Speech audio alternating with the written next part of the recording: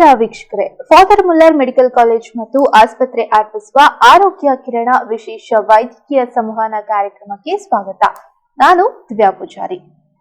ನಮ್ಮ ಇಷ್ಟು ಸಂಚಿಕೆಗಳ ಕಾಲ ಸಾಕಷ್ಟು ರೀತಿಯಾದಂತಹ ಒಂದು ರೋಗಗಳ ಕುರಿತು ಮತ್ತು ಆ ರೋಗಕ್ಕೆ ಇರುವಂತಹ ಮೆಡಿಸಿನ್ ಗಳ ಕುರಿತು ಫಾದರ್ ಮುಲ್ಲರ್ ಅಲ್ಲಿ ಯಾವ ರೀತಿಯಾದಂತಹ ಮೆಡಿಸಿನ್ ಗಳನ್ನ ಕೊಡ್ತಾರೆ, ಜೊತೆಗೆ ಯಾವ ರೋಗ ಬಂದ್ರೆ ಯಾವ ರೋಗಕ್ಕೆ ನಾವು ತಕ್ಷಣವಾಗಿ ಮೆಡಿಸಿನ್ ಅನ್ನ ಪಡೆದುಕೊಳ್ಬಹುದು ಅನ್ನೋದನ್ನ ನಮ್ಮ ಇಷ್ಟು ಸಂಚಿಕೆಗಳ ಕಾಲ ನಾವು ನಿಮಗೆ ತಿಳಿಸ್ಕೊಡ್ತೀವಿ. ಇವತ್ತಿನ ನಮ್ಮ ಒಂದು ವಿಶೇಷವಾದ ಸಂಚಿಕೆಯಲ್ಲಿ ಸ್ತ್ರೀ ರೋಗದ ಕುರಿತಾಗಿ ಮಾಹಿತಿಯನ್ನ ಕೊಡ್ತಾ ಇದ್ರೆ, ಅದರಲ್ಲೂ ಮುಖ್ಯವಾಗಿ ಗರ್ಭಕೋಶದ ಕ್ಯಾನ್ಸರ್ ಕುರಿತಾಗಿ ನಾವಿವತ್ತು ಮಾಹಿತಿಯನ್ನ ನಿಮಗೆ ಕೊಡ್ತಾ ಇದ್ದೇವೆ. ಈ ಕುರಿತು ಮಾಹಿತಿಯನ್ನ ನೀಡೋದಕ್ಕೆ ನಮ್ಮ ಜೊತೆ ಇದ್ದಾರೆ ಫಾದರ್ ಮುಲ್ಲರ್ ಮೆಡಿಕಲ್ ಕಾಲೇಜ್ ನಲ್ಲಿ ಸ್ತ್ರೀ ರೋಗ ವಿಭಾಗದಲ್ಲಿ ತಜ್ಞರಾಗಿರುವಂತಹ ಡಾಕ್ಟರ್ ಸುಚಿಯಾ ವಿ ರಾವ್ ಅವರು ನಮ್ಮ ಜೊತೆ ಇದ್ದಾರೆ. ಕಾರ್ಯಕ್ರಮಕ್ಕೆ ಆತ್ಮೀಯವಾದಂತಹ ಸ್ವಾಗತ ಡಾಕ್ಟರ್. Thank you. ನಮಸ್ಕಾರ. ನಮಸ್ತೆ. ಏನು ಇತ್ತೀಚಿನ ದಿನಗಳಲ್ಲಿ ಹೆಚ್ಚಾಗಿ ಕಂಡು ಬರ್ತಾ ಇರೋದು ಅಂತ ಹೇಳಿದ್ರೆ ಈ ಒಂದು ಕ್ಯಾನ್ಸರ್ ಅನ್ನುವಂತಹ ಒಂದು ಕಾಯಿಲೆ. ಯಾವುದೇ ರೀತಿಯಾದಂತಹ ಒಂದು ಸಣ್ಣ ಏನು ಕಾಯಿಲೆಯನ್ನ ನಾವು ಗುಣಪಡಿಸದೆ ಹೋದ್ರೆ ಅದು ಕ್ಯಾನ್ಸರ್ಗೆ ತಿರುಗುವಂತಹ ಚಾನ್ಸಸ್ಗಳು ತುಂಬಾನೇ ಇರುತ್ತೆ. ಹಾಗಾದ್ರೆ ಮೊದಲನೇದಾಗಿ ಈ ಒಂದು ಗರ್ಭಕೋಶದಲ್ಲಿ ಕ್ಯಾನ್ಸರ್ ಅನ್ನುವಂಥದ್ದು ಇತ್ತೀಚಿನ ದಿನಗಳಲ್ಲಿ ಹೆಚ್ಚಾಗಿ ಕಂಡು ಬರ್ತಾ ಇದೆ. ಸೊ ಈ ಒಂದು ಗರ್ಭಕೋಶದ ಕ್ಯಾನ್ಸರ್ ಬಗ್ಗೆ ಏನ್ ಕೇಳೋದಾದ್ರೆ ಯಾವ ರೀತಿಯಾದಂತಹ ಕ್ಯಾನ್ಸರ್ಸ್ ಗಳು ಬರುತ್ತೆ ಗರ್ಭಕೋಶದ ಬಗ್ಗೆ ಅಂತ ನಾನು ಕೇಳ್ತಾ ಇದ್ದೀನಿ. ಇದೊಂದು ನಾನು ಮಾಡೆಲ್ ಉಪಯೋಗ ಮಾಡ್ಲಿಕ್ಕೆ ಇಚ್ಛಿಸ್ತೇನೆ. ಗರ್ಭಕೋಶದ ಕ್ಯಾನ್ಸರ್ ಅಲ್ಲಿ ತುಂಬಾ ಹಲವು ಬಗೆಗಳಿದೆ. ಆದ್ರೆ ನಮ್ಮ ದೇಶದಲ್ಲಿ ಕಂಡು ಬರುವಂತದ್ದು ಎರಡು ಮುಖ್ಯವಾದ ಕ್ಯಾನ್ಸರ್ಗಳು. ಒಂದು ಗರ್ಭಕಂಠದ ಕ್ಯಾನ್ಸರ್ ಅಥವಾ ಸರ್ವೈಕಲ್ ಕ್ಯಾನ್ಸರ್ ಅಂತ ಹೇಳ್ತೇವೆ, ಮತ್ತೆ ಇನ್ನೊಂದು ಗರ್ಭಕೋಶದ ಒಳಪದ್ರಿನ ಕ್ಯಾನ್ಸರ್ ಅಥವಾ ಎಂಡೋಮೆಟ್ರಿಯಲ್ ಕ್ಯಾನ್ಸರ್ ಅಂತ ಎರಡು ಬಗೆ ಕ್ಯಾನ್ಸರ್ಗಳಿದೆ. ಹೆಚ್ಚಾಗಿ ಕಂಡು ಬರುವಂತದ್ದು ಗರ್ಭಕಂಠದ ಕ್ಯಾನ್ಸರ್. ಇದು ನಮ್ಮ ದೇಶದಲ್ಲಿ ಸಾಧಾರಣ ಎಲ್ಲ ಹೆಂಗಸರಲ್ಲಿ ಕಾಣಿಸ್ಕೊಳ್ಳುವಂತಹ 30% ಕ್ಯಾನ್ಸರ್ಗಳು ಈ ಕಂಠದ ಕ್ಯಾನ್ಸರ್. ಸೊ ಇದರಿಂದಾಗಿ ವರ್ಷಕ್ಕೆ 1,30,30,000 ಜನರು ಈ ಕ್ಯಾನ್ಸರ್ ಇಂದ ಪತ್ತೆ ಹಚ್ಚಲಾಗ್ತಾ ಇದೆ. 60,000 ಜನ ಮಹಿಳೆಯರು ಇದರಿಂದ ಮರಣವೂ ಹೊಂದಿದ್ದಾರೆ ವರ್ಷಕ್ಕೆ. ಹಾಗಾಗಿ ಗರ್ಭಕಂಠದ ಕ್ಯಾನ್ಸರ್ ತುಂಬಾ ಕಾಮನ್ ಆಗಿ ಸಾಮಾನ್ಯವಾಗಿ ಕಂಡು ಬರುವಂತಹ ಕ್ಯಾನ್ಸರ್ ಆಗಿದೆ. ಅಂತ ಹೇಳಿದ್ರೆ ಗರ್ಭಕೋಶದ ಕ್ಯಾನ್ಸರ್ ಅಂದ್ರೆ ಮುಖ್ಯವಾಗಿ ಅದರಲ್ಲೂ ಗರ್ಭಕಂಠದ ಕ್ಯಾನ್ಸರ್ ತುಂಬಾ ಸಾಮಾನ್ಯವಾಗಿ ಕಂಡು ಬರುವಂತಹ ಕ್ಯಾನ್ಸರ್ ಆಗಿದೆ. ಸೊ ಅದು ವಿಶೇಷತೆ ಏನು ಅಂದ್ರೆ ಈ ಗರ್ಭಕಂಠದ ಕ್ಯಾನ್ಸರ್ ಅನ್ನ ಮೊದಲೇ ಪತ್ತೆ ಹಚ್ಚಿ ಚೆನ್ನಾಗಿ ಗುಣ ಮಾಡಿಸುವಂತ ಕ್ಯಾನ್ಸರ್. ಇದು ಒಂಥರ ಪ್ರಿವೆಂಟ್ ಮಾಡ್ಬೋದು, ಮುಂದೆ ಆಗದಿದ್ದ ಹಾಗೆ ನೋಡಿಕೊಳ್ಳುವಂತ ಕ್ಯಾನ್ಸರ್ ಆಗಿದೆ. ಓಕೆ, ಇವಾಗ ಗರ್ಭಕಂಠದ ಕ್ಯಾನ್ಸರ್ ಅಂತ ಹೇಳಿದ್ರಿ. ಈ ಒಂದು ಗರ್ಭಕಂಠದ ಕ್ಯಾನ್ಸರ್ ಬಗ್ಗೆ ಇನ್ನಷ್ಟು ಹೆಚ್ಚು ತಿಳಿಸ್ಕೊಡೋದಾದ್ರೆ, ಇದು ಸಾಧಾರಣವಾಗಿ ನಮ್ಮ ದೇಶದಲ್ಲಿ ಹೆಚ್ಚು ಕಂಡು ಬಂದದ್ದು ತುಂಬಾ ಹಳ್ಳಿಗಳಿಂದ, ಬಡತನದಿಂದ, ಸಣ್ಣ ಪ್ರಾಯದಲ್ಲಿ ಮದುವೆ ಆಗಿ ಬೇಗ ಬೇಗ ಗರ್ಭಧಾರಣೆ ಆಗುದು, ಹೆರಿಗೆ ಆಗುದು, ಮತ್ತೆ ಸಣ್ಣ ಪ್ರಾಯದಿಂದನೇ ಈ ಶಾರೀರಿಕ ಸಂಬಂಧದಿಂದಾಗಿ ಇದು ಹೆಚ್ಚಾದದ್ದು ಗರ್ಭಕಂಠದ ಕ್ಯಾನ್ಸರ್. ಅದರ ಜೊತೆ ಅಶುಚಿತ್ವ, ಅದು ಋತುಸ್ರಾವ ಸಮಯದಲ್ಲಿ ಈ ಶುಚಿತ್ವವನ್ನು ಕಾಪಾಡದಿದ್ದಾಗ ಇದು ಹೆಚ್ಚು ಕಂಡದ್ದು. ಇದು ಒಂದು ಕ್ರಿಮಿ ದೋಷದಿಂದಾಗಿ ಕಂಡು ಬಂದದ್ದು, ಒಂದು ವೈರಸ್ ಇಂದಾಗಿ ಆಗಿರುವಂತ ಕ್ಯಾನ್ಸರ್. ಅದಕ್ಕೆ ಹ್ಯೂಮನ್ ಪ್ಯಾಪಿಲೋಮಾ ವೈರಸ್ ಅಂತ ಪತ್ತೆ ಹಚ್ಚಿದ್ದಾರೆ. ಇದರ ಜೊತೆ ಬೇರೆ ಕಾರಣಗಳೂ ಇದೆ. ಹರ್ಪಿಸ್ ಅನ್ನೋದು ಮತ್ತೆ ಸೆಕ್ಷುಯಲಿ ಟ್ರಾನ್ಸ್ಮಿಟೆಡ್ ಡಿಸೀಸಸ್ ಅಂತ ಹೇಳ್ತೇವೆ. ಇದು ಶಾರೀರಿಕ ಸಂಬಂಧದಿಂದ ಲೈಂಗಿಕ ಕಾಯಿಲೆಗಳು ಬಂದಂತ ಪ್ರಾಬ್ಲಮ್ಸ್ ಇಂದಾಗಿ ಸಹ ಈ ಕ್ಯಾನ್ಸರ್ ಹೆಚ್ಚಾದದ್ದು. ಅದರ ಜೊತೆ ಹ್ಯೂಮನ್ ಇಮ್ಯುನೋಡೆಫಿಷಿಯನ್ಸಿ ವೈರಸ್ HIV ಅಂತ ಕೇಳಿದ್ದೇವೆ. ಇದರಿಂದಾಗಿಯೂ ಈ ಕ್ಯಾನ್ಸರ್ ಹೆಚ್ಚು ಕಾಣಲಿಕ್ಕೆ ಶುರು ಆಯ್ತು. ಅದರ ಜೊತೆ ಶಾರೀರಿಕ ಸಂಬಂಧ, ಲೈಂಗಿಕ ಸಂಬಂಧದಲ್ಲಿ ಪ್ರೊಟೆಕ್ಷನ್ ಇಲ್ಲದೆ ಸಂಬಂಧದಲ್ಲಿ ಇದು ಹೆಚ್ಚು ಕಂಡು ಬಂದದ್ದು. ಅಂದ್ರೆ ಈ ರೀತಿಯ ಎಲ್ಲ ಕಾರಣಗಳಿಂದಾಗಿ ಸರ್ವೈಕಲ್ ಕ್ಯಾನ್ಸರ್ ಅಥವಾ ಗರ್ಭಕಂಠದ ಕ್ಯಾನ್ಸರ್ ಹೆಚ್ಚಾದದ್ದು. ಓಕೆ, ಅಂದ್ರೆ ಈ ಒಂದು ಸರ್ವೈಕಲ್ ಕ್ಯಾನ್ಸರ್ ಬರೋದಕ್ಕೆ ಇನ್ನೇನಾದ್ರೂ ಬೇರೆ ಕಾರಣಗಳೇನಾದ್ರೂ ಇದೆಯಾ? ಹಾಗೆ ಹೇಳೋದಾದ್ರೆ ಸ್ಮೋಕರ್ಸ್ ಇಂದಾಗಿಯೂ ಆಗ್ಬೋದು ಹೆಚ್ಚು. ಅದೇ ಮೇನ್ ಪ್ರಾಬ್ಲಮ್ ಇದರಲ್ಲಿ ಅಂದ್ರೆ ವೈರಸ್ ಇಂದ, ಒಂದು ಹ್ಯೂಮನ್ ಪ್ಯಾಪಿಲೋಮಾ ವೈರಸ್ ಇಂದ. ಅದರಲ್ಲಿ 100 ಬಗೆಗಳಿದೆ. ಆದರೆ ಕೆಲವು ಪ್ರಭೇದಗಳು ಅದಕ್ಕೆ ಹೆಚ್ಚು ಕಾರಣ ಆದದ್ದು. ಹಾಗಾಗಿ ಈ ಗರ್ಭಕಂಠದ ಕ್ಯಾನ್ಸರ್ ಬೇರೆ ಕಾಯಿಲೆಗಳ ಬೇರೆ ತರದ ಕ್ಯಾನ್ಸರ್ಗಿಂತನೂ ಇದು ಪ್ರಿವೆಂಟ್ ಅಥವಾ ತಡೆಗಟ್ಟಲಿಕ್ಕೆ ಆಗುವಂತ ಕ್ಯಾನ್ಸರ್. ಯಾಕೆಂದ್ರೆ ಇದು ವೈರಲ್ ಇನ್ಫೆಕ್ಷನ್ ಅನ್ನ ನಾವು ಆದಷ್ಟು ಕಮ್ಮಿ ಮಾಡಿಸೋ ಸಾಧ್ಯತೆಯೂ ಇದೆ. Okay okay okay. ಅಂದ್ರೆ ಈ ಒಂದು ಸರ್ವೈಕಲ್ ಕ್ಯಾನ್ಸರ್ ಬರೋದಕ್ಕೆ ಕಾರಣ ಏನು, ಈ ಒಂದು ಗರ್ಭಕಂಠದ ಕ್ಯಾನ್ಸರ್ ಏನು ಅಂತ ತಿಳಿಸ್ಕೊಟ್ರಿ. ಮುಂದೆ ಈ ಕ್ಯಾನ್ಸರ್ ಅನ್ನ ಪತ್ತೆ ಮಾಡೋದಾದ್ರೆ ಹೇಗೆ ಪತ್ತೆ ಮಾಡಬಹುದು? ಮೊದಲನೇದಾಗಿ ನಮ್ಗೆ ಇವಾಗ ಕ್ಯಾನ್ಸರ್ ಬಂದಿದೆ ಅನ್ನೋದನ್ನ ನಾವು ಪತ್ತೆ ಮಾಡ್ಬೇಕು ಅನ್ನೋದಾದ್ರೆ ಹೇಗೆ ನಾವು ಪತ್ತೆ ಹಿಡಿಬಹುದು, ಅದನ್ನ ಕಂಡು ಹಿಡಿಬಹುದು? ಅದ್ರಲ್ಲಿ ಒಂದು ಈ ಕ್ಯಾನ್ಸರಿನ ವಿಶೇಷ ಗುಣ ಏನು ಅಂದ್ರೆ, ಇದು ಕ್ಯಾನ್ಸರ್ ಆಗೋಕ್ಕಿಂತ 8-10 ವರ್ಷದ ಮೊದಲೇ ಕೆಲವು ಪ್ರೀ ಕ್ಯಾನ್ಸರ್ ಅಂತ ಹೇಳ್ತೇವೆ, ಕಣಗಳು ಕಾಣಿಸ್ಕೊಳ್ತದೆ. ಈ ಗರ್ಭಕಂಠದ ಜಾಗದಲ್ಲಿ ಸಣ್ಣ ಪುಟ್ಟ ಹುಣ್ಣುಗಳು ಕಾಣುದು, ಕಾಣಿಸ್ಕೊಳ್ಬಹುದು. ಈ 8-10 ವರ್ಷದ ಅವಧಿಯಲ್ಲಿ ನಾವು ಪರೀಕ್ಷೆ ಮಾಡಿದ್ದಲ್ಲಿ ಅದು ಪ್ಯಾಪ್ಸ್ಮಿಯರ್ ಪರೀಕ್ಷೆ ಅಂತ ಹೇಳ್ತೇವೆ. ಅದು ಎಲ್ಲ ದೇಶಗಳಲ್ಲಿ ಸಹ ಇದು ತಪಾಸಣೆ, ಆರೋಗ್ಯ ತಪಾಸಣಾ ಪ್ರೋಗ್ರಾಮ್ಸ್ ಅಲ್ಲಿ ಅಳವಡಿಸ್ಕೊಂಡಿದ್ದಾರೆ. 3 ವರ್ಷಕ್ಕೊಮ್ಮೆ ಅದು ಪ್ಯಾಪ್ಸ್ಮಿಯರ್ ಪರೀಕ್ಷೆ ಮಾಡಿದ್ರೆ ಈ ಕಣಗಳನ್ನ ಪತ್ತೆ ಹಚ್ಚಬಹುದು. ಈ ಪತ್ತೆ ಹಚ್ಚಿದಲ್ಲಿ ಸಣ್ಣ ಪ್ರಮಾಣದ ಶಸ್ತ್ರಚಿಕಿತ್ಸೆ ಮೂಲಕ ಅದನ್ನು ಗುಣ ಮಾಡ್ಲಿಕ್ಕಾಗ್ತದೆ. ಆಗ ಗರ್ಭಕಂಠದ ಅಂಚನ್ನು ಮಾತ್ರ ತೆಗೆದು ಈ HPV ವೈರಸ್ ಇಂದ ಆಗಿರೋ ತೊಂದರೆಗಳನ್ನ ಗುಣಪಡಿಸಲಿಕ್ಕೂ ಸಾಧ್ಯ ಉಂಟು. Okay okay. ಇವಾಗ ಅದನ್ನ ಶಸ್ತ್ರಚಿಕಿತ್ಸೆ ಮಾಡೋದ್ರಿಂದ ಗರ್ಭಕೋಶಕ್ಕೆ ಏನು ತೊಂದರೆ ಆಗೋದಿಲ್ಲ? ಯಾಕೆಂದ್ರೆ ಗರ್ಭಕೋಶ ತೆಗೆಯೋ ಅಗತ್ಯವೂ ಬರುದಿಲ್ಲ. ಖಾಲಿ ಈ ಅಂಚನ್ನ ಮಾತ್ರ ತೆಗೆದ್ರಲ್ಲಿ ಆದ್ರೂ ಸಹ 3 ವರ್ಷಕ್ಕೊಮ್ಮೆ ಅದು ಪ್ರತಿ 3 ವರ್ಷಕ್ಕೊಮ್ಮೆ ಪ್ಯಾಪ್ಸ್ಮಿಯರ್ ಟೆಸ್ಟ್ ಮಾಡಿಕೊಂಡು ಹೋಗ್ಬೇಕಾಗ್ತದೆ. ಸಾಧಾರಣ 65 ವರ್ಷದ ಪ್ರಾಯದವರೆಗೆ ಮಹಿಳೆಯರಿಗೆ ಈ ತಪಾಸಣೆ ಮಾಡ್ಬೇಕಾದದ್ದು. ಅದು ಇನ್ನು ನಮ್ಮ ದೇಶದಲ್ಲಿ ಹೆಚ್ಚಾಗಿ ಮಾಡಿಸ್ಕೊಳ್ಳಿಕ್ಕೆ, ಅದು ಮಹಿಳೆಯರಂತೂ ಮೊದಲೇ ಸಂಕೋಚ ಪ್ರವೃತ್ತಿಯವರು ಬರುದೂ ಇಲ್ಲ, ಮುಂದೆ ಬರುದೂ ಇಲ್ಲ. ಆದ್ರೆ ಈ ಪಾಶ್ಚಾತ್ಯ ದೇಶದಲ್ಲಿ ಇದು ಕಂಪಲ್ಸರಿ, ಮಾಡ್ಲೇಬೇಕು. ಅವ್ರು ಕೊಟ್ಟ ಡೇಟಿಗೆ ಹೋಗದಿದ್ರೆ ಅವರನ್ನು ಕರೀತಾರೆ. ಇದು ಮಾಡಿಸ್ಕೊಂಡು ಪ್ರತಿ 3 ವರ್ಷದಲ್ಲಿ ಅದು ನೆಗೆಟಿವ್ ಚೆನ್ನಾಗಿದ್ದಾರೆ, ಏನು ಪ್ರಾಬ್ಲಮ್ ಇಲ್ಲ ಅಂದ್ರೆ ಅವ್ರಿಗೇನೆ ಅದೊಂದು ಒಳ್ಳೇದು, ಸಮಾಧಾನದ ವಿಷಯ. ಈ ಒಂದು ಏನು ಚಿಕಿತ್ಸೆಯನ್ನ ಅಥವಾ ಈ ಒಂದು ಟೆಸ್ಟ್ ಅನ್ನ ಯಾವ ಒಂದು ಏಜ್ ಇಂದ ಮಾಡಿಸ್ಕೊಂಡು ಹೋಗ್ಬೇಕಾಗುತ್ತೆ ಮಹಿಳೆಯರು? ಮದುವೆ ಆಗಿ 3 ವರ್ಷದಲ್ಲಿ ಅಥವಾ ಶಾರೀರಿಕ ಸಂಬಂಧ ಶುರು ಆಗಿ 3 ವರ್ಷದ ಅವಧಿಯಲ್ಲಿ ಪ್ಯಾಪ್ಸ್ಮಿಯರ್ ಪರೀಕ್ಷೆ ಮಾಡಿಸ್ಕೊಳ್ಬೇಕಾಗುತ್ತೆ. ಇದೇನು ನೋವಾಗುದಿಲ್ಲ, ಅರವಳಿಕೆ ಅಗತ್ಯ ಇಲ್ಲ, ಸಣ್ಣ ಪರೀಕ್ಷೆ. ಇದರಿಂದ ಯಾವ ತರದ ಹಾನಿಯೂ ದೇಹಕ್ಕೆ ಆಗುವುದಿಲ್ಲ. ಇದು ಯಾವ ಗೈನಕಾಲಜಿಸ್ಟ್ ಅಥವಾ ಸ್ತ್ರೀ ರೋಗ ತಜ್ಞರ ಹತ್ರ ಹೋದ್ರೆ ಇದು ಸಾಮಾನ್ಯವಾಗಿ ಮಾಡುವಂತ ಪರೀಕ್ಷೆ. ಇದರಲ್ಲಿ ಮೇಲಿ ಏನ್ ಮಾಡುದು ಅಂದ್ರೆ, ಈ 2 ತರದ ಇದು ಪರೀಕ್ಷೆ ಮಾಡ್ಲಿಕ್ಕೆ ಉಂಟು. ಒಂದು ಗರ್ಭದ ಕಂಠದ ಹೊರಬದಿಯಿಂದ ಒಂದು ಸ್ಕ್ರೇಪ್, ಜಸ್ಟ್ ಒಂದು ಚೂರು ತಾಗಿಸಿ ಸ್ಲೈಡ್ ಮೇಲೆ ಹಾಕ್ಲಿಕ್ಕೆ.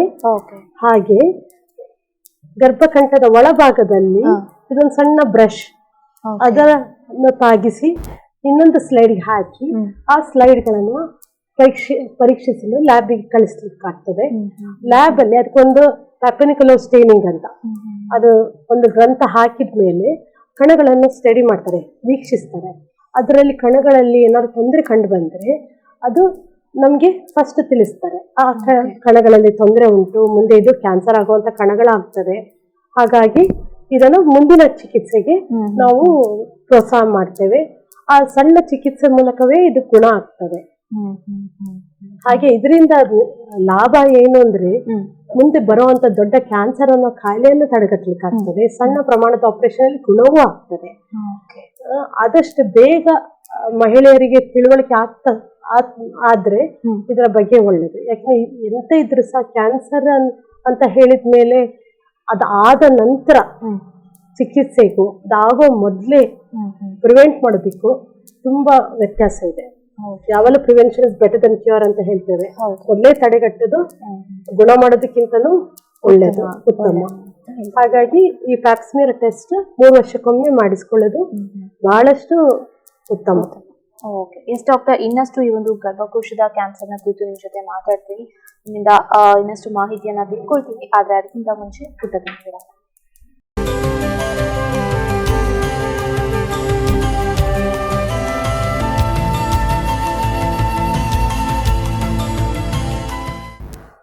ವಿರಾಮದ ಬಳಿಕ ಆರೋಗ್ಯ ಕಿರಣ ವಿಶೇಷ ವೈದ್ಯಕೀಯ ಸಂವಹನ ಕಾರ್ಯಕ್ರಮಕ್ಕೆ ಸ್ವಾಗತ. ಡಾಕ್ಟರ್, ಇನ್ನೊಂದು ಗರ್ಭಕೋಶದಲ್ಲಿ ಆಗುವಂತಹ ಒಂದು ಗರ್ಭಕಂಠದಲ್ಲಿ ಆಗುವಂತಹ ಒಂದು ಕ್ಯಾನ್ಸರ್ ನ ಕುರಿತು ನೀವು ತಿಳಿಸ್ಕೊಡ್ತಾ ಇದ್ರಿ. ಈ ಒಂದು ಸರ್ವಿಕಲ್ ಕ್ಯಾನ್ಸರ್ಗೆ ಕಾರಣಗಳೇನು, ಹೇಗ್ ಬರುತ್ತೆ ಇದು ಅಂತ ಕೂಡ ತಿಳಿಸ್ಕೊಡ್ರಿ. ಕ್ಯಾನ್ಸರ್ ಅನ್ನ ಹೇಗೆ ನಾವು ಪತ್ತೆ ಮಾಡಬಹುದು ಅನ್ನೋದನ್ನ ಕೂಡ ತಿಳಿಸ್ಕೊಟ್ರಿ. ಮುಂದೆ ಈ ಒಂದು ಕ್ಯಾನ್ಸರ್ ಆಗುವ ಮುನ್ನ ಪತ್ತೆ ಮಾಡೋದ್ರಿಂದ ಏನ್ ಪ್ರಯೋಜನ ಅಂತ ತಿಳಿಸ್ಕೊಡ್ರಿ. ಇದು ನಾನು ಈಗಾಗಲೇ ತಿಳಿಸಿದ್ದೇನೆ. ಕ್ಯಾನ್ಸರ್ ಆಗೋಕ್ಕಿಂತ ಮೊದಲನೇ ಹಂತ ಪ್ರೀ ಕ್ಯಾನ್ಸರ್ ಸ್ಟೇಜ್ ಅಲ್ಲೇ ಪತ್ತೆ ಆದ್ರೆ ಸಣ್ಣ ಪ್ರಮಾಣದ ಆಪರೇಷನ್, ಎಲೆಕ್ಟ್ರೋಸರ್ಜರಿ ಅಂತ ಹೇಳ್ತೇವೆ.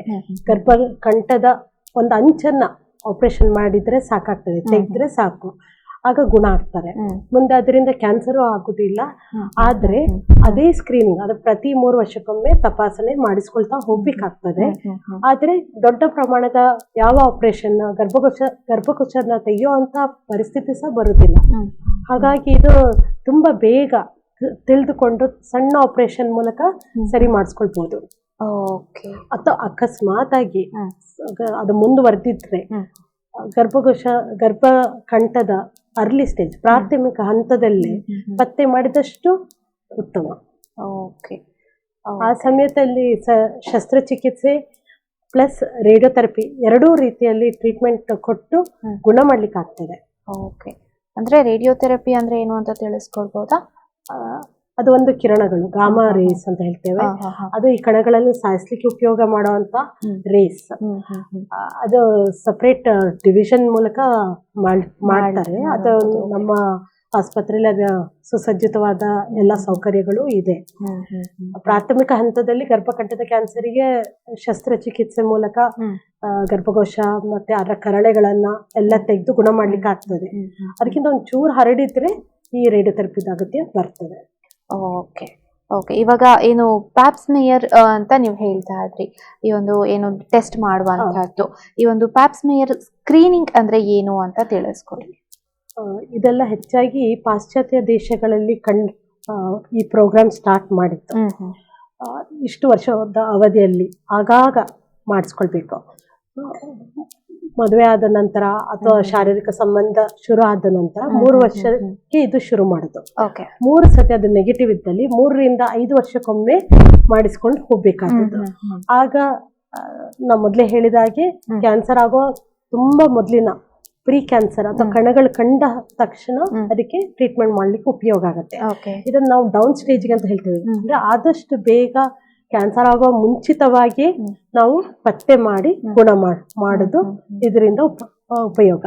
ಎಸ್ಪೆಷಲಿ ಇದು ನೋಡಕ್ ಹೋದ್ರೆ ಕೆನಡಾ ದೇಶದಲ್ಲಿ ಈ ಪ್ರೋಗ್ರಾಮ್ ಶುರು ಮಾಡಿದ ನಂತರ ಈ ಗರ್ಭಕಂಠದ ಕ್ಯಾನ್ಸರ್ ಅನ್ನೇ ತಡೆಗಟ್ಟಲಿಕ್ಕಾಗಿದೆ, 0 ಆಗಿದೆ.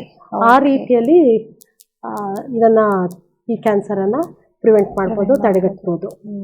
ಅದಿನ್ನೂ ನಮ್ಮ ದೇಶದಲ್ಲಿ ಹೆಚ್ಚಾಗಿ ಮಹಿಳೆಯರ ಸಂಕೋಚದಿಂದ ತಪಾಸಣೆಗೆ ಹೋಗದೇ ಇರೋದೇ ಮುಖ್ಯ ಕಾರಣ ಆಗಿದೆ. ಅದರಿಂದಾಗಿ ಈ ಪ್ರೋಗ್ರಾಮ್ ನಿತ್ಯ ಮಾಡಿಸ್ಕೊಳ್ಳೋದು ಅಥವಾ ಪ್ರತಿ ಇದಕ್ಕೆ ಹೋಗುವಂತ ಕ್ರಮ ಇನ್ನೂ ಬಂದಿಲ್ಲ ನಮ್ಮಲ್ಲಿ. ಆದ್ರೆ ಮುಂದೆ ಬರಬೇಕು ಅಂತ ಎಲ್ಲ ಸ್ತ್ರೀ ರೋಗ ತಜ್ಞರು ಇದು ಮಾಡ್ಕೊಳ್ತಾರೆ, ಕೇಳ್ಕೊಳ್ತಾರೆ, ಎಲ್ಲ ಪೇಷಂಟ್ಸ್ಗೂ ಎನ್ಕರೇಜ್ ಮಾಡ್ತಾರೆ. ಅರೆ ಅದಕ್ಕೆ ಕಾರಣ ನಾವು ಮಹಿಳೆಯರೇ. ಆ ಸಂಕೋಚ ಭಾವನೆಯನ್ನು ಬಿಟ್ಟು ತಪಾಸಣೆಗೆ ಬರೋದು ತುಂಬಾ ಮುಖ್ಯ. ಅಂದ್ರೆ ಈ ಒಂದು ಪ್ಯಾಪ್ಸ್ಮೇಯರ್ ಸ್ಕ್ರೀನಿಂಗ್ ಅಂದ್ರೆ ಏನು, ಯಾಕೆ ಮಾಡಬೇಕು ಅನ್ನೋದನ್ನ ಕೂಡ ತಿಳಿಸ್ಕೊಟ್ರೆ. ಈ ಒಂದು ಕ್ಯಾನ್ಸರ್ನ ಲಕ್ಷಣಗಳು ಹೇಗಿರುತ್ತೆ? ಈ ಒಂದು ಕ್ಯಾನ್ಸರ್ ಬಂದಿದೆ ಅಥವಾ ಈ ಒಂದು ಗರ್ಭಕಂಠದಲ್ಲಿ ಕ್ಯಾನ್ಸರ್ ಆಗಿದೆ ಅನ್ನೋದಕ್ಕೆ ಯಾವ ರೀತಿ ಅವರು ಕಂಡುಹಿಡ್ಕೋಬಹುದು? ಈ ಒಂದು ಲಕ್ಷಣಗಳು ಹೇಗಿರುತ್ತೆ ಅನ್ನೋದನ್ನ ತಿಳಿಸ್ಕೊಡಿ. ಅದೇ ಈ ಪ್ರೀ ಕ್ಯಾನ್ಸರ್ ಸ್ಟೇಜ್ ಅಲ್ಲಿ ಏನು ಗೊತ್ತಾಗಲ್ಲ, ಆರೋಗ್ಯವಾಗೇ ಇರ್ತಾರೆ. ಅದೇ ಕ್ಯಾನ್ಸರ್ ಆದಾಗ ಋತುಸ್ರಾವದಲ್ಲಿ ವ್ಯತ್ಯಾಸಗಳು ಕಂಡುಬರುವುದು, ಹೆಚ್ಚು ರಕ್ತ ಹೋಗುದು ಅಥವಾ ಆಗಾಗ ಋತುಸ್ರಾವ ಆಗುದು, ಅಥವಾ ಶಾರೀರಿಕ ಸಂಬಂಧದ ನಂತರ ರಕ್ತ ಕಾಣಿಸ್ಕೊಳ್ಳೋದು, ಅಥವಾ ದುರ್ವಾಸನೆಯ ರಕ್ತ ಈ ತರ ಕಾಣಿಸ್ಕೊಳ್ಬೋದು. ಅದು ತಪ್ಪಿ ಏನಾದ್ರೂ ಈ ಕ್ಯಾನ್ಸರ್ ತುಂಬಾ ಮುಂದುವರೆದ ಸ್ಥಿತಿಯಲ್ಲಿದ್ದರೆ ಹಸುವೆ ಆಗದೇ ಇರೋದು, ತೂಕ ಕಮ್ಮಿ ಆಗೋದು, ಮೂತ್ರ ಮಾಡ್ಲಿಕ್ಕೆ ಆಗದೇ ಇರೋದು, ಇಂಥ ತೊಂದರೆಗಳು ಕಾಣಿಸ್ಬೋದು. ಅದು ತುಂಬಾ ಲೇಟ್ ಸ್ಟೇಜ್ ಆಗಿರುತ್ತೆ ಆ ಸಮಯದಲ್ಲಿ. ಅಂದ್ರೆ ಪ್ರಾಥಮಿಕವಾಗಿ ಯಾವ ತರ ಕಂಡು ಬರುತ್ತೆ ಅಂತ ಹೇಳ್ತೀರಾ? ಶಾರೀರಿಕವಾಗಿ ಏನಾದ್ರೂ ಬದಲಾವಣೆಗಳಾಗುವಂತದ್ದು? ಅದೇ ಹೆಚ್ಚಾಗಿ ಇದೆಲ್ಲ ತೊಂದರೆಗಳು ಕಾಣಿಸ್ಕೊಳ್ಳೋದು ಋತುಸ್ರಾವದ ವ್ಯತ್ಯಾಸಗಳಲ್ಲಿ. ಅದೇ ಈ ಗರ್ಭಕಂಠದ ಕ್ಯಾನ್ಸರ್ ಅಂತೂ ಸಂಬಂಧಿತ ಗಂಡನೊಟ್ಟಿಗೆ ಒಟ್ಟು ಸೇರಿದ ಸಮಯದಲ್ಲಿ ಸಹ ರಕ್ತ ಕಾಣಿಸ್ಕೊಂಡ್ರೆ ಪರೀಕ್ಷೆಗೆ ಖಂಡಿತ ಹೋಗ್ಬೇಕಾಗುತ್ತೆ. ಓಕೆ, ಈ ಒಂದು ಸರ್ವಿಕಲ್ ಕ್ಯಾನ್ಸರ್ ಅನ್ನ ತಡೆಯೋದಕ್ಕೆ ಸಾಧ್ಯ ಇದೆಯಾ? ಇದು ಸಾಧ್ಯ ಇದೆ. ಯಾಕೆಂದ್ರೆ ನಾನು ಮೊದಲು ಹೇಳಿದ ಹಾಗೆ ಇದೊಂದು ವೈರಸ್ ಇನ್ಫೆಕ್ಷನ್, ಅದು ಹ್ಯೂಮನ್ ಪ್ಯಾಪಿಲೋಮಾ ವೈರಸ್ ಅಂತ. ಇದಕ್ಕೀಗ ಲಸಿಕೆ ಬಂದಿದೆ, ವ್ಯಾಕ್ಸಿನ್ ಬಂದಿದೆ. ಈ ಹ್ಯೂಮನ್ ಪ್ಯಾಪಿಲೋಮಾ ವೈರಸ್ 100 ಬಗೆಗಳಿದೆ. ಆದರೆ ಹೆಚ್ಚು 80% ಈ ಗರ್ಭಕಂಠದ ಕ್ಯಾನ್ಸರ್ ಆಗೋದು 2 ಪ್ರಭೇದಗಳಿಂದ. ಅದು ಹ್ಯೂಮನ್ ಪ್ಯಾಪಿಲೋಮಾ ವೈರಸ್ 16 ಮತ್ತು 18 ಅಂತ. ಅದಕ್ಕೀಗ ಲಸಿಕೆಯೂ ಬಂದಿದೆ. ಸಾಧಾರಣ ಹೆಣ್ಣು ಮಕ್ಕಳಿಗೆ 9 ವರ್ಷದಿಂದ 20 ವರ್ಷದ ಅವಧಿಯಲ್ಲಿ 3 ಡೋಸ್, 2 ಡೋಸು 1 ತಿಂಗಳ ಅಂತರ ಮತ್ತು ಒಂದು 6 ತಿಂಗಳ ನಂತರ ಕೊಡಿಸಿದ್ರಲ್ಲಿ ಈ ವ್ಯಾಕ್ಸಿನಿಂದ 80% ಕಮ್ಮಿ ಮಾಡ್ಲಿಕ್ಕೆ ಸಾಧ್ಯ ಇದೆ ಈ ಗರ್ಭಕಂಠದ ಕ್ಯಾನ್ಸರ್.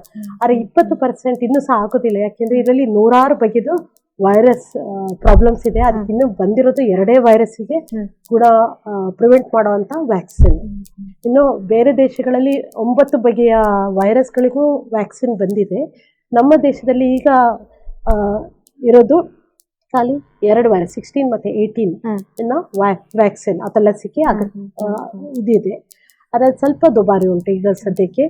ಅದಿನ್ನೂ ಯಾವ ಇದಕ್ಕೆ ಆರೋಗ್ಯ ಕೇಂದ್ರ ಅಥವಾ ಗೌರ್ಮೆಂಟ್ ಪ್ರೋಗ್ರಾಮ್ಸ್ಗೆ ಬಂದಿಲ್ಲ. ಅದು ಪ್ರೈವೇಟ್ ಆಗಿ ತಗೊಳ್ಬೇಕಾಗಿರುವಂತ ವ್ಯಾಕ್ಸಿನ್.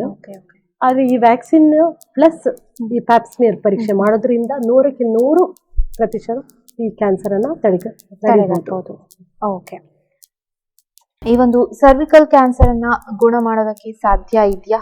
ಈ ಒಂದು ಏನು ಸ್ಟಾರ್ಟಿಂಗ್ ಸ್ಟೇಜ್ ಅಲ್ಲಿ ಬಂದಿರೋದನ್ನ ನೀವು ಹೇಳಿದ್ರೆ ರೇಡಿಯೋಥೆರಪಿ ಅಥವಾ ಏನು ಶಸ್ತ್ರಚಿಕಿತ್ಸೆ ಮಾಡಿ ಮೂಲಕ ನಾವು ತೆಗಿಬಹುದು. ಇದು ಹೆಚ್ಚಾದಂತಹ ಸಂದರ್ಭಗಳಲ್ಲಿ, ಯಾಕೆಂತ ಹೇಳಿದ್ರೆ ಇತ್ತೀಚಿನ ದಿನಗಳಲ್ಲಿ ಕ್ಯಾನ್ಸರ್ ಅನ್ನುವಂಥದ್ದನ್ನ ಗುಣ ಮಾಡೋದಕ್ಕೆ ಸಾಧ್ಯನೇ ಇಲ್ಲ ಅಂತ ಹೇಳ್ತಾರೆ. ಆದ್ರೆ ಈ ಒಂದು ಗರ್ಭಕಂಠದ ಕ್ಯಾನ್ಸರ್ ಅನ್ನ ಗುಣ ಮಾಡೋದಕ್ಕೆ ಸಾಧ್ಯ ಇದೆಯಾ?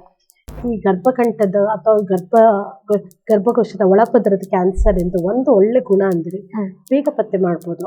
ಯಾಕೆಂದ್ರೆ ಯಾರಿಗೇ ಅದ್ರ ಋತುಸ್ರಾವ ವ್ಯತ್ಯಾಸ ಇದ್ದಲ್ಲಿ ಅಥವಾ ಋತುಬಂಧದ ನಂತರ ರಕ್ತ ಕಾಣಿಸ್ಕೊಂಡಲ್ಲಿ ಹೆಚ್ಚಾಗಿ ಪರೀಕ್ಷೆಗೆ ತಪಾಸಣೆಗೆ ಹೋಗ್ತಾರೆ. ಅದು ಕೆಲವೊಮ್ಮೆ ಮಾತ್ರ ಈ ವೃದ್ಧೆಯರು 60-70 ವರ್ಷದ ನಂತರ ಸಂಕೋಚ ಮನೋಭಾವದಿಂದ ಹೋಗದೇ ಇರೋ ಕಾರಣಗಳು ಇದೆ. ಆದ್ರೆ ಬೇಗ ಹೋದಲ್ಲಿ ಪ್ರಾಥಮಿಕ ಹಂತದಲ್ಲಿ ಇದ್ದಲ್ಲಿ ಖಂಡಿತ ಗುಣ ಮಾಡ್ಲಿಕ್ಕೆ ಆಗ್ತದೆ. ಸಾಧಾರಣ 85-90% ಆದ್ರೂ ಈ ಮಹಿಳೆಯರು ಗುಣ ಆಗಿ 5-10 ವರ್ಷ ಬಾಳ್ತಾರೆ, ಚೆನ್ನಾಗಿ ಬಾಳ್ತಾರೆ. ಅದೇನೋ ತೊಂದರೆ ಅಥವಾ ಅವರ ಕ್ವಾಲಿಟಿ ಆಫ್ ಲೈಫ್ ಇದರಲ್ಲಿ ಏನು ತೊಂದರೆ ಬರಲ್ಲ. ಅಂದ್ರೆ ಸಂಪೂರ್ಣವಾಗಿ ಗುಣಮುಖ ಆಗುವಂತಹ ವ್ಯವಸ್ಥೆ ಇಲ್ವಾ? ಅಂದ್ರೆ ಯಾವುದೇ ಕ್ಯಾನ್ಸರ್ ಎಲ್ಲ ಆದ್ರೂ ನಾವು ಸಂಪೂರ್ಣ ಗುಣಮುಖ ಆಗ್ಬೇಕು ಅಂದ್ರೆ ಸಾಧಾರಣ 5 ವರ್ಷ ಅವಧಿ ಆದ್ರೂ ಕ್ಯಾನ್ಸರ್ ಇರಬಾರ್ದು. 5 ವರ್ಷದ ಅವಧಿಯಲ್ಲಿ ಮತ್ತೆ ಕಾಣಿಸ್ಕೊಳ್ಳೋದೇ ಇದ್ದಲ್ಲಿ ಇದು ಗುಣ ಆಗಿದೆ ಅಂತ ಲೆಕ್ಕ. ಆದ್ರೆ ಯಾವತ್ತಿದ್ರೂ ಅದು ಫಾಲೋ ಅಪ್ ಮಾಡ್ಬೇಕು, ಮುಂದೆ ಏನಾದ್ರು ಬರತ್ತಾ ಅಂತ ನೋಡ್ತಾ ಇರ್ಬೇಕಾಗುತ್ತೆ. ಓಕೆ ಡಾಕ್ಟರ್, ಇನ್ನಷ್ಟು ಈ ಒಂದು ಕ್ಯಾನ್ಸರ್ ಅಥವಾ ಈ ಒಂದು ಗರ್ಭಕೋಶದಲ್ಲಿರುವಂತಹ ಒಂದು ಕ್ಯಾನ್ಸರ್ ನ ಕುರಿತು ಇನ್ನಷ್ಟು ನಿಮ್ ಜೊತೆ ಮಾಹಿತಿಯನ್ನ ಪಡ್ಕೊಳ್ತೀವಿ. ಆದ್ರೆ ಅದಕ್ಕಿಂತ ಮುಂಚೆ ಪುಟ್ಟದೊಂದು ವಿರಾಮ.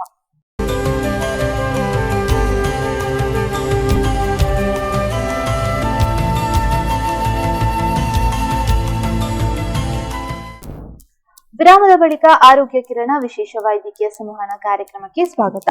ಡಾಕ್ಟರ್, ಏನು ಈ ಒಂದು ಗರ್ಭಕೋಶದ ಕ್ಯಾನ್ಸರ್ ನ ಕುರಿತಾಗಿ ಮಾಹಿತಿಯನ್ನ ಕೊಡ್ತಾ ಇದ್ರಿ. ಈ ಒಂದು ಸಂಪೂರ್ಣವಾಗಿ ಗುಣಮುಖ ಆಗೋದಕ್ಕೆ ಸಾಧ್ಯ ಇದೆಯಾ ಅಂತ ಕೂಡ ಕೇಳಿದೆ. ಮುಂದೆ ನಾನು ಕೇಳೋದಾದ್ರೆ ಎಂಡೋಮೆಟ್ರಿಯಲ್ ಕ್ಯಾನ್ಸರ್ ಅಂದ್ರೆ ಏನು ಅಂತ ತಿಳಿಸ್ಕೊಡಿ. ಎಂಡೋಮೆಟ್ರಿಯಂ ಅಂತ ಹೇಳುದು ಗರ್ಭಕೋಶದ ಒಳಪದ್ರಿಗೆ ಎಂಡೋಮೆಟ್ರಿಯಂ ಅಂತ ಹೇಳ್ತೇವೆ. ಇದರಲ್ಲಿ ಸಹ ಕ್ಯಾನ್ಸರ್ ಆಗೋ ಸಾಧ್ಯತೆಗಳಿದೆ. ಇದುವರೆಗೆ ನಾನು ಗರ್ಭಕಂಠದ ಕ್ಯಾನ್ಸರ್ ಹೇಗೆ ವೈರಲ್ ಇನ್ಫೆಕ್ಷನ್ ಇಂದಾಗಿ ಆಗುತ್ತೆ ಅಂತ ಹೇಳಿದ್ರು. ಈ ಗರ್ಭಕೋಶದ ಒಳಪದ್ರಿನ ಕ್ಯಾನ್ಸರ್ ಯಾವ ವೈರಲ್ ಇನ್ಫೆಕ್ಷನ್ ಇಂದ ಅಲ್ಲ, ಅದು ನಮ್ಮ ಜೀವನ ಶೈಲಿ ಮೇಲೆ ಆಧಾರಿತವಾಗಿರುವಂತ ಕ್ಯಾನ್ಸರ್. ಇದು ಹಾರ್ಮೋನ್ ವ್ಯತ್ಯಾಸಗಳು ಕಂಡು ಬಂದಂಗೆ ಈ ಕ್ಯಾನ್ಸರ್ ಕಾಣಿಸ್ಕೊಳ್ತಾ ಇದೆ. ಹೆಚ್ಚಾಗಿ ನಾವು ತಿನ್ನೋ ರೀತಿಯಲ್ಲಿ ಹೆಚ್ಚು ಕ್ಯಾಲರೀಸ್ ತಿನ್ಲಿಕ್ಕೆ ಶುರು ಮಾಡಿದ್ದೇವೆ, ಜಂಕ್ ಫುಡೇ ಜಾಸ್ತಿ ನಾವು ಇಷ್ಟಪಡೋದು, ಹಾಗಾಗಿ ತೋರ ಆಗ್ತಾ ಇದ್ದಾವೆ. ಈಗ ಇಡೀ ಪಾಪ್ಯುಲೇಷನ್ ನೋಡಿದ್ರೆ ಯಾರ ಈ ಬೊಜ್ಜುತನ ಅನ್ನೋ ಹೇಳಿದ್ರು ಸರ್ವೇ ಸಾಮಾನ್ಯ ಆಗಿದೆ. ಈ ಬೊಜ್ಜುತನದಿಂದಾಗಿ ಪ್ಲಸ್ ಅಂಡಾಶಯದಲ್ಲಿ ಉತ್ಪನ್ನ ಆಗುವಂತ ಹಾರ್ಮೋನ್ ದೋಷಗಳಿಂದಾಗಿ ಈ ಕ್ಯಾನ್ಸರ್ ಹೆಚ್ಚು ಕಾಣಿಸ್ಲಿಕ್ಕೆ ಶುರು ಆಗಿದೆ. ಅದೇ ಮಧುಮೇಹ ರೋಗ, ಡಯಾಬಿಟಿಸ್ ಅಥವಾ high blood pressure, thyroid, hypothyroidism ಅಂತ ಹೇಳಿದ್ರೆ ಥೈರಾಯ್ಡಿನ ಅಂಶ ಕಮ್ಮಿ ಆಗೋದು, ಹೈಪರ್ ಕೊಲೆಸ್ಟ್ರಾಲಿಮಿಯಾ, ಇದೆಲ್ಲ ಕಾಯಿಲೆಗಳಲ್ಲಿ ಹಾರ್ಮೋನ್ ವ್ಯತ್ಯಾಸ ಬಂದು ಈ ಗರ್ಭಕೋಶದ ಒಳಪದರಿನ ಕ್ಯಾನ್ಸರ್ ಕಾಣಿಸ್ಕೊಳ್ಳಿಕ್ಕೆ ಶುರು ಆಗಿದೆ. Okay okay. ಇದು ನಮ್ಮ ಜೀವನ ಶೈಲಿಗೂ ಆಧಾರಿತ ಆಗಿದೆ. ಇದರಿಂದಾಗಿ ಈ ಎಂಡೋಮೆಟ್ರಿಯಲ್ ಕ್ಯಾನ್ಸರ್ ಹೆಚ್ಚೆಚ್ಚು ಕಾಣಿಸ್ಕೊಳ್ಳಿಕ್ಕೆ ಶುರು ಆಗಿದೆ. ಒಂದು ಕಡೆ ಗರ್ಭಕಂಠದ ಕ್ಯಾನ್ಸರ್ ಅನ್ನ ನಾವು ತಡೆಗಟ್ಟಲಿಕ್ಕೆ ಸಾಧ್ಯ ಆಗ್ತಾ ಉಂಟು ಈಗ, ಆದ್ರೆ ಗರ್ಭಕೋಶದ ಒಳಗಿನ ಪದರ ಅಥವಾ ಎಂಡೋಮೆಟ್ರಿಯಲ್ ಕ್ಯಾನ್ಸರ್ ಈಗ ಹೆಚ್ಚಾಗ್ತಾ ಇದೆ. ಓಕೆ, ಇದರ ಲಕ್ಷಣಗಳು ಹೇಗಿರುತ್ತೆ ಅಂತ ತಿಳಿಸ್ಕೊಡಿ. ಇದು ಸಾಧಾರಣ 50ರಿಂದ 60 ವರ್ಷದ ಮಹಿಳೆಯರಲ್ಲಿ ಕಾಣಿಸ್ಬೋದು. ಹೆಚ್ಚಾಗಿ ಋತುಬಂಧದ ನಂತರ ಋತುಸ್ರಾವ ಆಗುದು. ಕೆಲವೊಮ್ಮೆ 70-80 ವರ್ಷದ ಮಹಿಳೆಯರು, ವೃದ್ಧೆಯರಲ್ಲಿ ಸಹ ಇದು ಕಂಡು ಬಂದಿದೆ. ಕೆಲವೊಮ್ಮೆ ತುಂಬಾ ಬೊಜ್ಜುತನ ಇದ್ದವರು ಸಣ್ಣ ಪ್ರಾಯದಲ್ಲಿ 35-45 ವರ್ಷದಲ್ಲಿ ಸಹ ಈ ಕ್ಯಾನ್ಸರ್ ಕಾಣಿಸ್ಕೊಳ್ತಾರೆ. ಹೆಚ್ಚಾಗಿ ಪೀರಿಯಡ್ಸ್ ಟೈಮಲ್ಲಿ ತುಂಬಾ ಅತಿ ಹೆಚ್ಚು ರಕ್ತಸ್ರಾವ ಆಗುದು, ಅಥವಾ ಆಗಾಗ ಬಿಡದೆ ದಿನಗಳು ಇಲ್ಲದೆ ಪದೇ ಪದೇ ಬ್ಲೀಡಿಂಗ್ ಆಗುದು, ಅಥವಾ ಋತುಬಂಧದ ನಂತರ ರಕ್ತಸ್ರಾವ ಆಗುದು. ಇದು ಅದರ ಮುಖ್ಯವಾದಂತ ಲಕ್ಷಣಗಳು. ಇದೇನು ಅಂದ್ರೆ ಒಂದು ಮಗು ಹುಟ್ಟಿದ ನಂತರ ಆಗುವಂತದ್ದ, ಹೇಗೆ? ಅಲ್ಲ, ಆ ಮಟ್ಟಿಗೆ ಹೇಳೋದಾದ್ರೆ ಹೆಚ್ಚು ಮಕ್ಕಳ ಆದವರಲ್ಲಿ ಇದು ಕಾಣಿಸೋದು ಕಮ್ಮಿ. ಬಂಜೆತನ ಮಕ್ಕಳಿಲ್ಲದವರಲ್ಲಿ ಇದು ಹೆಚ್ಚಾಗಿ ಕಾಣಿಸ್ಕೊಳ್ಳುವಂತದ್ದು. ಓಕೆ, ಹಾಗಾದ್ರೆ ಯಾವ ಕಾರಣಗಳಿಂದಾಗಿ ಈ ಒಂದು ಎಂಡೋಮೆಟ್ರಿಯಲ್ ಕ್ಯಾನ್ಸರ್ ಬರುತ್ತದೆ ಮತ್ತು ಹೇಗ್ ಬರುತ್ತೆ ಅನ್ನೋದನ್ನ ತಿಳಿಸ್ಕೊಡಿ. ಇದು ಮೇನ್ಲಿ ಹಾರ್ಮೋನ್ ದೋಷದಿಂದಾಗಿ. ಅದು ನಮ್ಮ ಎಲ್ಲ ಮಹಿಳೆಯರಲ್ಲಿ 2 ಬಗೆಯ ಹಾರ್ಮೋನ್ ಇದೆ. ಒಂದು ಈಸ್ಟ್ರೋಜನ್, ಇನ್ನೊಂದು ಪ್ರೊಜೆಸ್ಟ್ರಾನ್ ಅಂತ. ಆದ್ರೆ ಕೆಲವರಲ್ಲಿ ಮೊದಲೇ ಹೇಳಿದಾಗೆ ಬೊಜ್ಜುತನ ಅಥವಾ ಹೈಪೋಥೈರಾಯ್ಡಿಸಮ್, ಡಯಾಬಿಟಿಸ್ ಇದ್ದವರಲ್ಲಿ ಈಸ್ಟ್ರೋಜನ್ ಅನ್ನೋ ಹಾರ್ಮೋನ್ ಜಾಸ್ತಿ, ಸ್ವಲ್ಪ ಮಟ್ಟಿಗೆ ಜಾಸ್ತಿ ಇದ್ದು ಅದು ಒಳಪದರನ್ನ ದಪ್ಪ ಮಾಡ್ತಾ ಹೋಗ್ತದೆ. ದಪ್ಪ ಆದಂಗೆ ಕ್ಯಾನ್ಸರಿನ ಕಣಕ್ಕೆ ಇದು ಚೇಂಜ್ ಆಗ್ಬೋದು, ಮತ್ತೆ ಕ್ಯಾನ್ಸರ್ ಕಾಣಿಸ್ಕೊಳ್ಬೋದು. ಅದೇ ರೀತಿ ಋತುಬಂಧದ ನಂತರ ಮೆನೋಪಾಸ್ ಆದ್ಮೇಲೆ ಈಸ್ಟ್ರೋಜನ್ ಹಾರ್ಮೋನ್ ಸೇವನೆ ಯಾವುದೇ ಕಾರಣಕ್ಕೆ ಇರ್ಬೋದು, ಅಥವಾ ಬ್ರೆಸ್ಟ್ ಕ್ಯಾನ್ಸರ್ ಟ್ರೀಟ್ಮೆಂಟ್ ಅಲ್ಲಿ ಒಂದು ಟೆಮಾಕ್ಸಿಫೆನ್ ಅಂತಲೂ ಒಂದು ಔಷಧಿ ಅಳವಡಿಸ್ತಾರೆ. ಅದರಿಂದನೂ ಈ ಗರ್ಭಕೋಶದ ಒಳಪದರ ಕ್ಯಾನ್ಸರ್ ಆಗ್ಬೋದು. ಕೆಲವರಿಗೆ ವಂಶ ಪಾರಂಪರಿಕವಾಗಿ ಈ ಕ್ಯಾನ್ಸರ್ ಕಾಣಿಸ್ಬೋದು. ಅದರಲ್ಲಿ ಅವರಲ್ಲಿ ಮೊಲೆ ಕ್ಯಾನ್ಸರ್, ಅಂಡಾಶಯದ್ದು, ಕರಳಿಂದು, ಈ ಗರ್ಭಕೋಶದ ಒಳಪದರ ಕ್ಯಾನ್ಸರ್ ಅದರ ಜೊತೆ ಸೇರಿಕೊಂಡು ಕಾಣಿಸ್ಕೊಳ್ಬೋದು. ಓಕೆ, ಅಂತ ಹೇಳಿದ್ರೆ ಈ ಒಂದು ಸ್ತನ ಕ್ಯಾನ್ಸರ್ಗೂ ಕೂಡ ಇದು ಕಾರಣ ಆಗಬಹುದು. ಓಕೆ, ಅಂದ್ರೆ ಈ ಒಂದು ಗರ್ಭಕೋಶದ ಒಳಗಡೆ ಆಗುವಂತಹ ಒಂದು ಕ್ಯಾನ್ಸರ್ ಇಂದ ಪ್ರತಿಯೊಂದು ಕ್ಯಾನ್ಸರ್ ಕೂಡ ಬರುವಂತ ಚಾನ್ಸಸ್ ಇರುತ್ತಾ? ಅಲ್ಲ, ಅದು ಒಟ್ಟಿಗೆ ಫ್ಯಾಮಿಲೀಸ್ ಅಲ್ಲಿ ಇರ್ಬೋದು. ಓಕೆ, ಅದು ಕೆಲವರಿಗೆ ಜೆನೆಟಿಕ್ ಮ್ಯೂಟೇಶನ್ ಅಂತ ಹೇಳ್ತೇವೆ, ಅದು ವಂಶ ಪಾರಂಪರಿಕವಾಗಿ ಬಂದಂತ ಪ್ರಾಬ್ಲಮ್ಸ್ ಇರ್ತದೆ. ಆದ್ರೆ ಆ ಸಮಯದಲ್ಲಿ ಹತ್ತಿರದ ಸಂಬಂಧಿಕರಲ್ಲಿ ಇದು ಕಾಣಿಸ್ಕೊಳ್ಬಹುದು. ಒಬ್ಬರಿಗೆ ಕರಳಿನ ಕ್ಯಾನ್ಸರ್ ಇದೆ, ಇನ್ನೊಬ್ಬರಿಗೆ ಮೊಲೆದು ಅಥವಾ ಈ ಎಂಡೋಮೆಟ್ರಿಯಲ್ ಕ್ಯಾನ್ಸರ್ ಕಾಣಿಸ್ಕೊಳ್ಳುವಂತ ಚಾನ್ಸಸ್ ಇರುತ್ತೆ. ಓಕೆ, ಮುಂದೆ ನಾನು ಕೇಳೋದಾದ್ರೆ ಈ ಒಂದು ಎಂಡೋಮೆಟ್ರಿಯಲ್ ಕ್ಯಾನ್ಸರ್ ಪತ್ತೆ ಮಾಡುವಂತದ್ದು ಹೇಗೆ ಇದನ್ನ ಪತ್ತೆ ಹಚ್ಚಬಹುದು ಅಂತ ತಿಳಿಸ್ಕೊಡಿ. ಇದರಲ್ಲಿ ಮುಖ್ಯವಾಗಿ ಯಾವುದೇ ಮೆನ್ಸ್ಟ್ರಲ್ ಕಂಪ್ಲೇಂಟ್ ಇದ್ರು 40 ವರ್ಷದ ನಂತರ ಅದರ ಬಗ್ಗೆ ಉದಾಸೀನ ಅಥವಾ ನಿರ್ಲಕ್ಷ್ಯ ಮಾಡದೆ ತಪಾಸಣೆ ಹೋಗುವುದೇ ಮುಖ್ಯ. ಹಾಗೆ ಇದು ಮೆನೋಪಾಸ್ ಆದ ನಂತರ ಋತುಬಂಧ ಆದ್ಮೇಲೆ ಮತ್ತೆ ರಕ್ತ ಕಂಡ್ರೆ, ಸ್ವಲ್ಪ ಕಂಡ್ರೆ ಸಹ ಅದನ್ನು ಉದಾಸೀನ ಮಾಡದೆ ವೈದ್ಯರ ಚಿಕಿತ್ಸೆ ಅಥವಾ ತಪಾಸಣೆಗೆ ಹೋಗ್ಲೇಬೇಕು. ಹೋದಾಗ ಒಂದು ಪ್ಯಾಪ್ಸ್ಮಿಯರ್ ಅಥವಾ ಒಂದು ಅಲ್ಟ್ರಾಸೌಂಡ್ ಸ್ಕ್ಯಾನಿಂಗ್ ಎರಡೂ ಮಾಡಲಾಗುವುದು. ಈ ಅಲ್ಟ್ರಾಸೌಂಡ್ ಸ್ಕ್ಯಾನಿಂಗ್ ಮಾಡಿದ ನಂತರ ಆ ಒಳ ಪದ್ರ ಎಷ್ಟು ದಪ್ಪ ಇದೆ ಅಂತ ನೋಡಿಕೊಂಡು ಒಂದು ಎಂಡೋಮೆಟ್ರಿಯಲ್ ಬಯಾಪ್ಸಿ ಅಂತ ಗರ್ಭಕೋಶದ ಒಳ ಪದ್ರಿಂದ ಬಯಾಪ್ಸಿ ತೆಗೆದು ಪರೀಕ್ಷೆಗೆ ಕಳಿಸ್ತಾರೆ. ಅದ್ರಲ್ಲಿ ಏನಾದ್ರೂ ಕಣಗಳು, ಮುಂದೆ ಕ್ಯಾನ್ಸರ್ ಬರುವಂತ ಕಣಗಳು ಇರ್ಬೋದು ಅಥವಾ ಕ್ಯಾನ್ಸರೇ ಆಗಿರ್ಬೋದು, ಇದ್ದಲ್ಲಿ ಶಸ್ತ್ರಚಿಕಿತ್ಸೆ ಬೇಕಾಗುತ್ತೆ. ಓಕೆ, ಹಾಗಾದ್ರೆ ಇದಕ್ಕೆ ಯಾವ ರೀತಿಯಾದಂತಹ ಒಂದು ಚಿಕಿತ್ಸೆ ಇದೆ ಅನ್ನೋದನ್ನ ತಿಳಿಸ್ಕೊಡಿ ಡಾಕ್ಟರ್. ಇದಕ್ಕೆ ಮುಖ್ಯವಾಗಿ ಶಸ್ತ್ರಚಿಕಿತ್ಸೆ. ಅದು ಒಂದು ಒಳ್ಳೆ ಗುಣ ಅಂದ್ರೆ ಇದರಲ್ಲಿ ಆತರ ರಕ್ತಸ್ರಾವ ಕಂಡಲ್ಲಿ ಹೆಚ್ಚಾಗಿ ಸ್ಟೇಜ್ 1 ಅಥವಾ ಪ್ರಾಥಮಿಕ ಹಂತದಲ್ಲೇ ಇರ್ತದೆ. ಆಗ ಗರ್ಭಕೋಶ ತೆಗೆಯುವಂತ ಆಪರೇಷನ್, ಅದರ ಜೊತೆ ಹತ್ತಿರದ ಕರಳೆಗಳನ್ನು ತೆಗೆದು ಪರೀಕ್ಷಿಸಿ ಅದರಲ್ಲಿ ಹೆಚ್ಚು ಹರಡು ಇಲ್ಲದಿದ್ರೆ, ಪ್ರಾಥಮಿಕ ಹಂತದಲ್ಲಿದ್ರೆ ಸ್ಟೇಜ್ 1A ಅಂತ ಹೇಳ್ತೇವೆ, ಆಗ ಬೇರೆ ಏನೂ ಅಗತ್ಯ ಬರೋದಿಲ್ಲ, ಬೇರೆ ಯಾವ ಟ್ರೀಟ್ಮೆಂಟ್ ಅಗತ್ಯ ಬರೋದಿಲ್ಲ. ಅದಕ್ಕಿಂತ ಹೆಚ್ಚಿನ ಸ್ಟೇಜ್ ಅಲ್ಲಿ ಇದ್ರೆ ರೇಡಿಯೋಥೆರಪಿ ಬೇಕಾಗ್ತದೆ. Okay. ರೂಪಕ್ಕೆ ಬೇರೆ ಕೀಮೊಥೆರಪಿ ಅಗತ್ಯ ಬರ್ತದೆ. ಓಕೆ ಓಕೆ ಎಸ್ ಡಾಕ್ಟರ್, ಈ ಒಂದು ಗರ್ಭಕೋಶದಲ್ಲಿ ಆಗುವಂತಹ ಒಂದು ಕ್ಯಾನ್ಸರ್ ಮತ್ತು ಎಂಡೋಮೆಟ್ರಿಯಲ್ ಮತ್ತು ಏನು ಗರ್ಭಕಂಠದ ಕ್ಯಾನ್ಸರ್ ಅಂದ್ರೆ ಏನು ಅಂತ ತಿಳಿಸ್ಕೊಟ್ರಿ. ಕೊನೆಯದಾಗಿ ಮಹಿಳೆಯರಿಗೆ ಏನ್ ಹೇಳಕ್ ಇಷ್ಟಪಡ್ತೀರಾ? ನಮ್ಮ ಮಹಿಳೆಯರು ಯಾವಾಗಲೂ ಇಡೀ ಮನೆ ಸಂಸಾರ ಅದೇ ಆಲೋಚನೆಯಲ್ಲಿ ಹೆಚ್ಚಾಗಿ ಉಳಿದುಬಿಡ್ತಾರೆ. ಸಣ್ಣ ಪುಟ್ಟ ತೊಂದರೆಗಳಿದ್ರೆ ನಿರ್ಲಕ್ಷ್ಯ ಮಾಡ್ತಾರೆ. ಹೆಚ್ಚಾಗಿ ವೈದ್ಯರ ಹತ್ರ ಹೋಗ್ಲಿಕ್ಕೆ ಹಿಂಜರಿತಾರೆ. ಅಯ್ಯೋ ನಾಳೆ ಇನ್ನೇನೋ ಹೇಳ್ತಾರೇನೋ, ಏನೋ ನಂಗೆ ಕ್ಯಾನ್ಸರ್ ಇದೆ, ಅದಿದೆ ಇದಿದೆ ಅಂತ ಹೇಳ್ಬಿಟ್ಟು ಸುಮ್ಮನೆ ನನ್ನ ತಲೆ ತಿನ್ಕೊಳ್ತಾರೆ ಅನ್ನೋ ಆಲೋಚನೆನೂ ಜಾಸ್ತಿ. ಆ ಥರ ಆಲೋಚನೆ ಮಾಡದೆ ತಮ್ಮ ಆರೋಗ್ಯನ ಫಸ್ಟ್ ಮುಖ್ಯವಾಗಿ ಅವ್ರು ಚೆನ್ನಾಗಿದ್ರೆ ಸಂಸಾರ ಚೆನ್ನಾಗಿರುತ್ತೆ. ಅದನ್ನ ಆಲೋಚನೆ ಮಾಡಿಕೊಂಡು ವೈದ್ಯರ ಹತ್ರ ನಿರ್ಲಕ್ಷ್ಯ ಮಾಡದೆ ತಪಾಸಣೆಗೆ ಹೋಗೋದು ಒಳ್ಳೇದು ಅಂದ್ರೆ ಮುಖ್ಯ ಅಂತ ಹೇಳ್ತೀರಾ? ಓಕೆ ಎಸ್ ಡಾಕ್ಟರ್, ಏನು ನಮ್ಮ ಇಷ್ಟು ಹೊತ್ತು ಈ ಒಂದು ಕಾರ್ಯಕ್ರಮದಲ್ಲಿದ್ದು ಗರ್ಭಕೋಶದಲ್ಲಿ ಆಗುವಂತಹ ಕ್ಯಾನ್ಸರ್, ಅದರಲ್ಲೂ ಗರ್ಭಕಂಠದ ಕ್ಯಾನ್ಸರ್ ಮತ್ತು ಎಂಡೋಮೆಟ್ರಿಯಲ್ ಕ್ಯಾನ್ಸರ್ ಅಂದ್ರೆ ಏನು, ಇದಕ್ಕೆ ಯಾವ ರೀತಿಯಾದಂತಹ ಚಿಕಿತ್ಸೆ ಇದೆ, ಹೇಗ್ ಬರುತ್ತೆ, ಜೊತೆಗೆ ಇದನ್ನ ನಾವು ಹೇಗೆ ಕ್ಯೂರ್ ಮಾಡ್ಬೋದು, ಸಂಪೂರ್ಣ ಅಲ್ಲದೆ ಹೋದ್ರೂ ಕೂಡ ಹೇಗೆ ಕ್ಯೂರ್ ಮಾಡ್ಬೋದು ಅನ್ನೋದನ್ನ ಎಲ್ಲ ಒಂದು ಮಾಹಿತಿಯನ್ನ ತಿಳಿಸ್ಕೊಡಿದ್ದೀರಾ. ಎಷ್ಟೊತ್ತು ನಮ್ಮ ಒಂದು ಕಾರ್ಯಕ್ರಮದಲ್ಲಿದ್ದು ಎಲ್ಲ ಮಾಹಿತಿಯನ್ನ ತಿಳಿಸ್ಕೊಡಿದ್ದಕ್ಕಾಗಿ ನಿಮ್ಗೆ ಧನ್ಯವಾದಗಳು ಡಾಕ್ಟರ್. ಧನ್ಯವಾದ.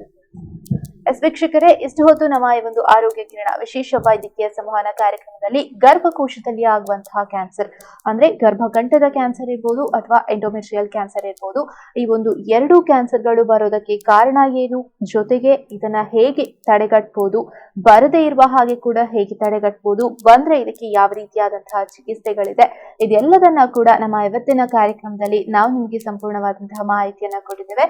ಇದು ನಮ್ಮ ಇವತ್ತಿನ ವಿಶೇಷವಾದ ಸಂಚಿಕೆ. ನಿರಂತರವಾದ ಮಾಹಿತಿ ಮನೋರಂಜನೆಗಾಗಿ ನೋಡ್ತಾ ಇರಿ Info News 24/7. ಇದು ಮುನ್ನುಡಿ ಮುನ್ನಡೆಗಾಗಿ.